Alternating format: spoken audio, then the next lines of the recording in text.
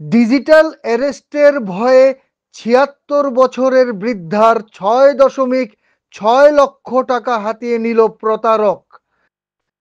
গত সপ্তাহে হায়দ্রাবাদে ঘটে এমন এক হৃদয় বিদারক ঘটনা, যেখানে প্রতারকেরা ডিজিটাল কৌশল ব্যবহার করে এক বৃদ্ধাকে আর্থিক ক্ষতির মধ্যে ফেলে।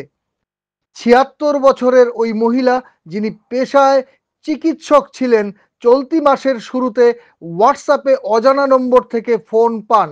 ফোনে অপর প্রান্তে থাকা পুরুষ কণ্ঠ নিজেকে বেঙ্গালুরু পুলিশের কর্মকর্তা পরিচয় দিয়ে জানান তিনি মানব পাচার মামলায় অভিযুক্তা এবং ডিজিটাল অ্যারেস্ট করা হচ্ছে। প্রতারকেরা বৃদ্ধাকে ভয় দেখানোর জন্য আধার কার্ড সহ ভুয়ো নথি দেখান। টানা ৩ দিন ধরে দুটি নম্বর থেকে ভিডিও কলের মাধ্যমে বন্দি করে রাখেন। কখনো সুপ্রিম কোর্ট, কখনো কর্ণাটক পুলিশ, কখনো আবার ইডি ও রিজার্ভ ব্যাংকের ভুয়ো নথি দেখিয়ে তাকে শাসন চালানো হয়। ভয় পেয়ে বৃদ্ধা অবশেষে নিজের পেনশন অ্যাকাউন্ট থেকে ৬.৬০ লক্ষেরও বেশি টাকা প্রতারকদের অ্যাকাউন্টে স্থানান্তর করেন। তবে টাকা দেওয়ার পরেও তাকে অব্যাহতি দেওয়া হয়নি।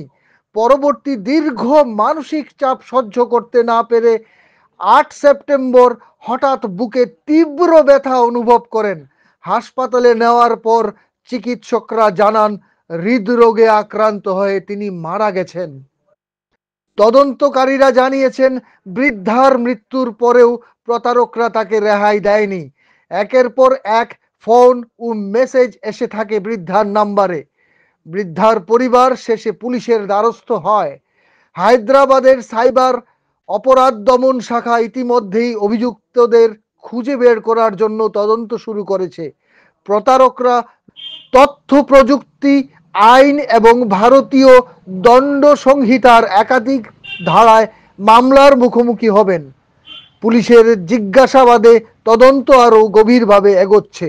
ব্যুরো রিপোর্ট, ঋদ্ধি নেটওয়ার্ক।